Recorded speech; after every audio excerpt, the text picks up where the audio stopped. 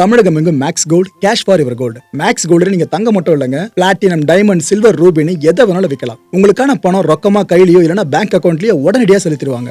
Market மதிப்பை விட 100 ரூபாய் ஒரு கிராமுக்கு உங்களுக்கு கூடுதலா கிடைக்கும். தமிழ்நாடு முழுக்க டோர் ஸ்டெப் சர்வீஸும் இவங்க ப்ரொவைட் பண்றாங்க. உங்களுக்கு கோல்ட விற்கணும்னு அதுக்கு ஒரே ஒரு பெஸ்ட் பிளேஸ் மேக்ஸ் கோல்டு தான். கால் 04445454545. வணக்கம். Big topic with Karthik Mayakumar. Ibrahim Traore தலைமையிலான இந்த பர்கினோ ஃபாசோ அரசாங்கம் இருக்குல்ல, அவங்க ஆப்பிரிக்க நாடுகள் எல்லாத்துக்கும் முன்னோடியாக திகழணுன்றதுல ரொம்ப தீவிரமாக இருக்காங்க. அதில் ஒரு பெரிய மைல்ஸ்டோன் ஸ்டெப்பை இப்போ எடுத்து வச்சிருக்காங்க. அதுக்கு பச்சை கொடியும் காட்டப்பட்டிருக்கு. ரஷ்யா இதுக்கப்புறம் பர்கினோ ஃபாசோ கூட ரொம்ப நெருங்கி ஒர்க் வேற பண்ண போகிறாங்க. இதை பற்றி தான் முழுக்க பார்க்க போகிற நிகழ்ச்சியில் போகலாம்.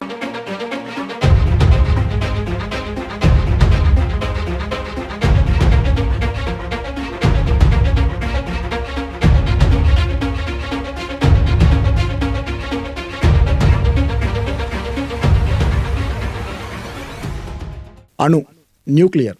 ஆக்சுவலாக இதை நீங்கள் ஆக்கிறதுக்கும் பயன்படுத்த முடியும், அழிக்கிறதுக்கும் பயன்படுத்த முடியும். இந்த ஆற்றலை உருவாக்குறது இருக்குல்ல, இதுக்காக நீங்கள் இந்த அணுசக்தியை பயன்படுத்தினா தப்பில்லை. அதுவே அணு ஆயுதம் உருவாக்காத பயன்படுத்துறீங்கன்னாங்க அதுதான் பெரிய தப்பு. இப்போது இருக்க உலகத்தில் இருக்க பெரிய விதியே இதுதான். இதில் பர்கினோ ஃபாசோ எங்கள் நாட்டு மக்கள் நலனுக்காக நாங்கள் உருவாக்கணும், அதுக்கு அணுசக்தி வேணும்னு ஒரு விஷயத்தை பெரிய கனவாக கொண்டிருக்காங்க. அது இப்போ கைகூட ஆரம்பிச்சிருக்கு. இதெல்லாம் உங்களுக்கு தெரியறதுக்கு முன்னாடி பேசிக்கான சில விஷயங்களை சொல்லி புரிய வச்சிடறேன். VCCLND, அதாவது Vienna convention on civil liability for nuclear damage. இது எதுக்காக தெரியுமா? இது ஆக்சுவலாக IAEA இருக்குல்ல, அதோட ட்ரீட்டிங்க. இன்டர்நேஷ்னல் அட்டாமிக் எனர்ஜி ஏஜென்சி இருக்குல்ல, அதோட ட்ரீட்டி. இது எதை சொல்லுதுன்னா, நாளை பின்ன ஒரு நியூக்ளியர் பிளான்ட் சார்ந்து உங்கள் நாட்டில் போட்டோம், அந்த பிளான்ட்டால் ஏதாவது பாதிப்பு ஏற்படுதுன்னா, உள்ளூர் மக்களுக்கு ஏதோ பிரச்சனை ஏற்படுது அப்படின்னா, ஏற்படாதெல்லாம் நினைக்காதீங்க. அந்த பிளான்ட் உயிர்ப்போடு இருக்கிறவங்க பிரச்சனை இல்லை. ஆனால் அப்பயே நேச்சுரல் டிசாஸ்டர் ஆகி பிளான்ட் எதனா ஆயிடுச்சுனாக்கா ப்ராப்ளம் தான். அதை விடுங்க. இந்த பிளான்ட் நீங்கள் சக்ஸஸ்ஃபுல்லாக ரன் பண்ணியும் அதுக்கப்புறம் அதுக்கு ரெஸ்ட்னு கொடுத்து அதுக்கான காலம் முடிஞ்சு ஒதுக்கி வைக்கிறோம் பார்த்தீங்களா, அதுக்கப்புறம் நூற்றாண்டுகள் கணக்கில் நீங்கள் அதை மெயின்டைன் பண்ணணும். ரொம்ப கஷ்டம். எதனா மிஸ் ஆச்சு காலி. அப்போ ஏற்பட்ட ரிஸ்க் இருக்கிறதுனால பல பேர் நியூக்ளியர் பிளான்ட் வர்றதை எதிர்த்து போராடிக்கிட்டு இருப்பாங்க. ஸோ இது போல் ஏதாவது ப்ராப்ளம் வந்து சிவிலியன்ஸ் அஃபெக்ட் ஆகுறாங்க அப்படின்னா அவங்களுக்கு தேவையான இழப்பீடு வழங்குறது மற்ற விஷயங்கள் எல்லாத்தையும் நீங்கள் பண்ணி கொடுக்கணும். இதுக்காக உருவாக்கப்பட்டது தான் இந்த VCCLND. 1963 இருந்து இது உயிர்ப்போடு இருக்குங்க. ரைட்டு. இந்த ஃப்ரேம் ஒர்க் இருக்குல்ல, இது ஆக்சுவலாக எதெல்லாம் கேரண்டி பண்ணுது பார்த்தீங்கன்னா காம்பன்சேஷன். அதாவது இது போல் அணுசக்தியால், இட் மீன்ஸ் சிவிலியன்ஸ்க்காக நீங்கள் அணுசக்தி ஒன்றுத்தை உருவாக்கி கொண்டு வந்து பிளான்ட்டை போட்டு அதனால் நாளைக்கு பின்னா உங்களுக்கு எதனா உடம்புல பாடியிலே இன்ஜுரி ஆகிடுச்சுனாக்கா அதுக்கு காம்பன்சேஷன் கொடுக்கணும். ஒன்று. ரெண்டாவது, டேமேஜ் ஆகிற ப்ராப்பர்ட்டிஸ் இருக்குல்ல, அது சார்ந்த காம்பன்சேஷனை வழங்கணும். மூணாவது, இந்த சுற்றுச்சூழல் சார்ந்தும் எக்கனாமிக் லாஸஸ் சார்ந்து ஏதாவது நடக்குனாக்கா அதுக்கான காம்பன்சேஷனையும் வழங்கணும், இழப்பீடையும். இது எல்லாமே அந்த ஃப்ரேம் ஒர்க்கில் தெளிவாக குறிப்பிட்டிருக்காங்க. சர்வதேச அளவிலான ஃப்ரேம் ஒர்க் இது. ஓகேவா? எல்லா நாடுகளுக்கும் பொருந்தக்கூடிய ஃப்ரேம் ஒர்க் இது. ஆனால் எல்லா நாடுகளும் அணுசக்தி மூலமாக இவங்க எல்லா ஆற்றலையும் பெற்றுக்கிட்டு இருக்கான்னு கேட்டிங்கன்னா அது கிடையாது. அதை பற்றி நான் போக சொல்கிறேன். ஆனால் உண்மையை சொல்லிடுற மக்களே, நியூக்ளியர் வேஸ்ட் இருக்குல்ல, அதாவது இந்த நியூக்ளியர் பிளான்ட் இருக்கு பாருங்க, சிவிலியன்ஸ்க்காக எனர்ஜி பர்பஸ்க்காக நான் வச்சிருக்கேன்னு சொல்லுவாங்க. அதை நீங்கள் ரன் பண்ணிட்டு இருக்கும் போதே அதோட நியூக்ளியர் வேஸ்ட்லாம் வருது பார்த்தீங்களா, இதை வச்சு ஆயுதம் உருவாக்குவாங்க. புரியுதா மக்களே? ஸோ ஆற்றலுக்காக ஆக்கத்திற்காக பிளான்ட்னு சொல்லிட்டு பின்னாடி அழிவுக்கான ஆயுதத்தை உருவாக்குற வேலையும் இலைமறைவு காய்மறைவாக போயிட்டு தான் இருக்கும். இது உலகம் முழுக்க இருக்க உண்மை. ஆனால் அது ஏற்றுக்க எந்த நாட்டு கவர்மெண்ட்டும் ரெடியாக இல்லை. சரி, ரைட்டு விடுங்க. பர்கினோ ஃபாசோ இவங்களோட பெரிய கனவு என்ன தெரியுமா? எப்படியாவது இந்த IAEAவோட இந்த ட்ரீட்டி இருக்கு பாருங்க, இந்த வியன்னான்னு சொன்ன பாருங்க, இதை நாம பர்கினோ ஃபாசோ சார்ந்து உயிர்த்து கொண்டு வந்துடணும். ஏன்னா இதை மட்டும் பண்ணிட்டோம்னாக்கா இன்டெகிரேஷன் ஆஃப் நியூக்ளியர் எனர்ஜி இருக்குல்ல, பல நாடுகள் ஒன்று சேர்ந்த இந்த அமைப்பு இருக்குல்ல, இதுக்குள்ள பர்கினோ ஃபாசோவும் ஒரு பெரிய ஸ்டெப் எடுத்து வச்சிரும். நாமளும் ஒரு ஆப்பிரிக்க நாடும் வளர்ந்த நாடுகள் சார்ந்து போட்டி போட ஆரம்பிக்கும் அப்படின்ற ஒரு நல்ல எண்ணத்துல தான் இதை அவங்க எண்ணிக்கிட்டு இருந்தாங்க. ஆனால் இந்த நியூக்ளியர் சக்தி அப்படின்றது மக்களுக்கு நன்மை பயக்கிற வகையில் அவங்களுக்கானதா. இட் மீன்ஸ் இந்த பவர் ப்ரொடியூஸ் பண்ணுறது, இது போல விஷயங்கள் அதுக்கு நீங்கள் பயன்படுத்தலாம், எந்த தப்பும் இல்லை. ஆனால் இந்த நியூக்ளியர் எனர்ஜியை நீங்கள் வெப்பன்ஸ்க்காக என்ரிச் பண்ணுறதோ அதெல்லாம் பண்ணக்கூடாது. விதிகள் தெளிவாக புரியுதா மக்களே? ஓகே.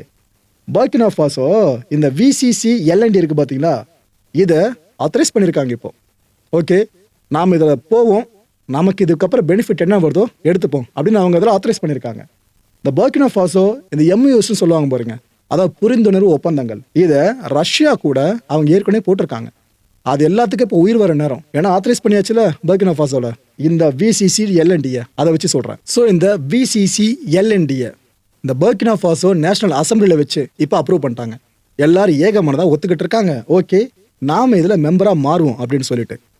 இதுக்கப்புறம் இன்டர்நேஷ்னல் லீகல் ஷீல்டு ஒன்று பர்கினா ஃபாசோ கிடச்சிரும். ஏன்னா ஐஏஇ அப்படின்றது சர்வதேச அமைப்பு தான். இந்த அமைப்பு சார்ந்து இவ்வளோ பெரிய ஒரு ட்ரீட்டி பேஸ் பண்ணி பர்கினா ஃபாசோ உள்ளே வருதுனாக்கா உலக நாடுகள் பர்கினா ஃபாசோ திரும்பி பார்க்கும். ஓ, நீங்களும் இந்த நிலக்கரியை எரிவூட்டி அது மூலமாக அந்த கரண்ட்டை ப்ரொடியூஸ் பண்ணுறது, ஹைட்ரோ பிளான்ட்டில் ப்ரொடியூஸ் பண்ணுறது, இதெல்லாம் பண்ணாமல் இந்த நியூக்ளியர் பிளான்ட் சார்ந்து வரீங்களா, ஓகேப்பா.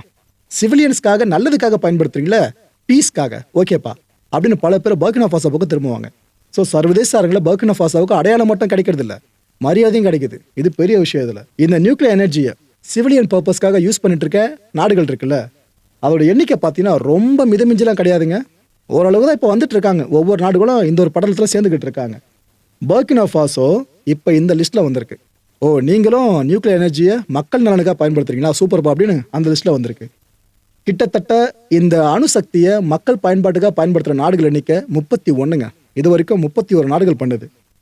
கிட்டத்தட்ட 416 440 நியூக்ளியர் பவர் ரியாக்டர்ஸை அவங்க ஓன் பண்ணியிருக்காங்க. உலகம் முழுக்க இவ்வளோ ரியாக்டர்ஸ் இருக்குல்ல. ஓகே, இது எல்லாமே சிவிலியன் பொதுமக்களுக்கு தேவையான இந்த எலக்ட்ரிசிட்டியை, மின்சாரத்தை உருவாக்குறதுக்காக மட்டும்தான், அணு ஆயுதம் உருவாக்குறதுலாம் கிடையாது அப்படின்னு சொல்கிறாங்க. உள்ளுக்குள்ளே யார் என்ன வேலையை பார்த்துட்டு இருக்காங்களோ.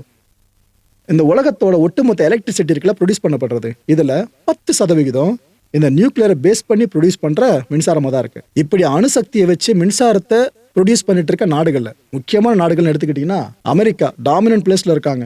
இவங்களை தொடர்ந்து சைனா இன்னும் ஒரு சில வருஷங்கள் போதுங்க அமெரிக்கா பீட் பண்ண. ஏன்னா அவங்க இந்த நியூக்ளியர் பிளான்ட் சார்ந்து பயங்கரமாக எக்ஸ்பேண்ட் பண்ணிட்டு இருக்காங்க எல்லா வேலைகளையும். இன்னொரு பக்கம் France, Russia, south Korea, Canada, Japan, இவ்வளோ நாடுகள் பயனியர்ஸாக இருக்காங்க இந்த விஷயத்தில். இந்தியா இருக்கா ப்ரோன்னு கேட்டிங்கன்னா ஆன்சர் உங்கள் கையில் இருக்குது மக்களே. குடங்குளம். ஓகே, ரைட்டு, புரிஞ்சிருக்கும். இப்போ இந்த ட்ரீட்டியில் பர்கினா ஃபாசோ ஜாயின் பண்ணிடுச்சா, அஃபிஷியலாக ஜாயின் பண்ணுறாங்களா, அவங்க நேஷனல் அசம்பிளிலே ஃபுல்லாக மசோதா நிறைவேற்றி.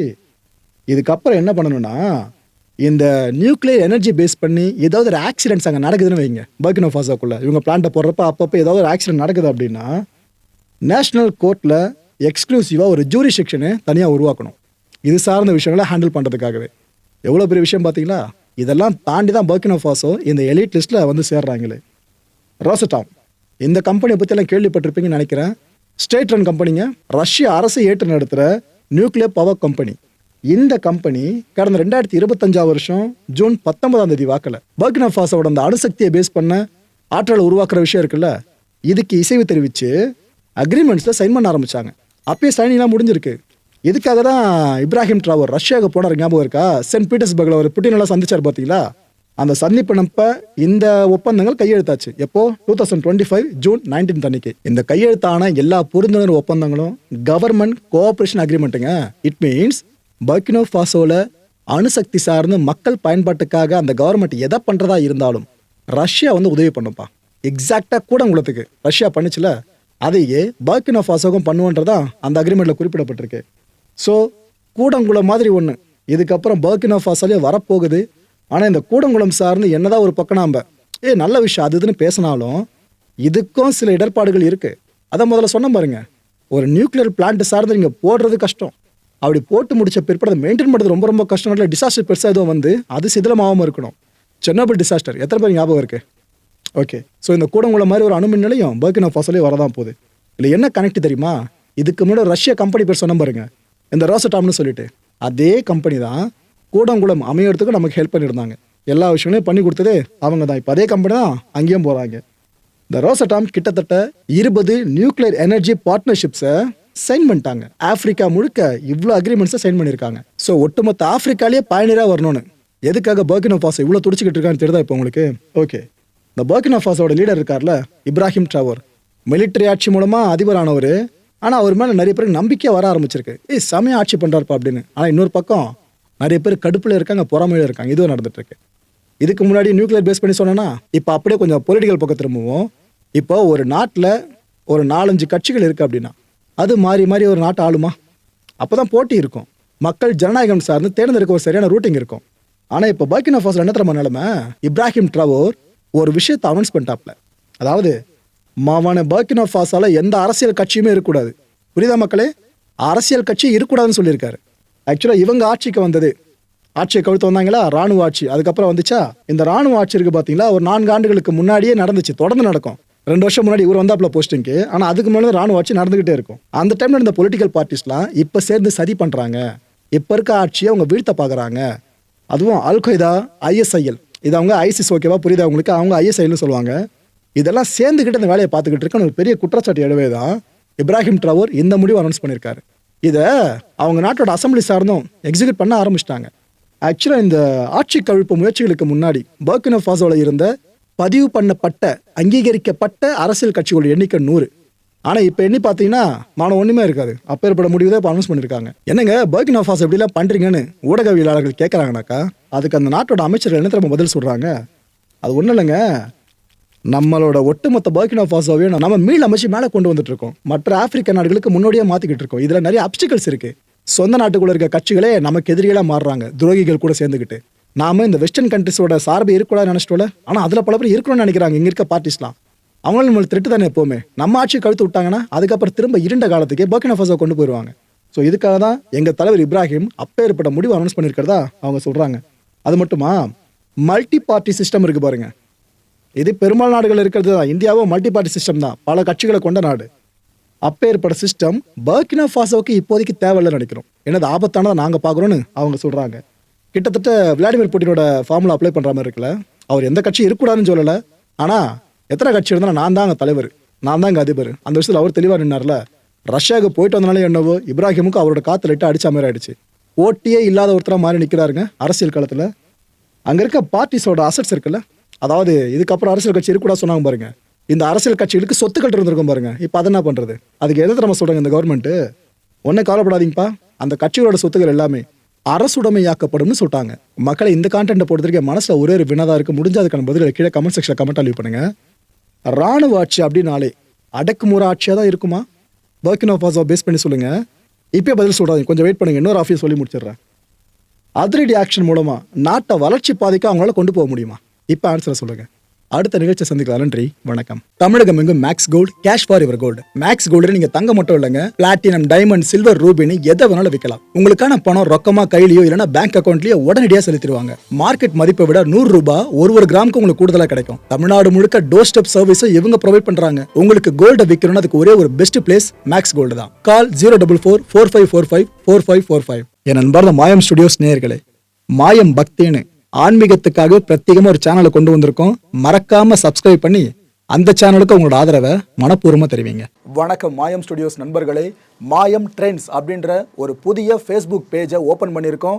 நீங்கள் யூடியூப்பில் பார்த்துட்டு இருக்கீங்களா நம்மளோட கான்டென்ட்ஸ்லாம், இதெல்லாம் விட ஒரு படி மேலே ரொம்ப கிறிஸ்பாகவும் ரொம்ப சூப்பராகவும் நிறைய கான்டென்ட்ஸ் உங்களுக்கு இந்த பேஜில் காத்துட்ருக்குங்க. ஸோ உடனடியாக ஃபேஸ்புக் பிளாட்ஃபார்ம் போங்க, மாயம் ட்ரெண்ட்ஸ்னு டைப் பண்ணி சர்ச் பண்ணி நம்ம பேஜை ஃபாலோ பண்ணுங்கள். அப்படியே நம்ம சேனலையும் நீங்கள் சப்ஸ்கிரைப் பண்ணிட்டீங்க அப்படின்னா இன்னும் நிறைய புது கான்டென்ட்ஸை உங்களுக்காக ப்ரொடியூஸ் பண்ணி கொடுத்துக்கிட்டே இருப்பாங்க. நீங்கள் பண்ணுற ஒவ்வொரு சப்ஸ்கிரிப்ஷனும் எங்களுக்கு பெரிய மோட்டிவேஷனாக அமையும்.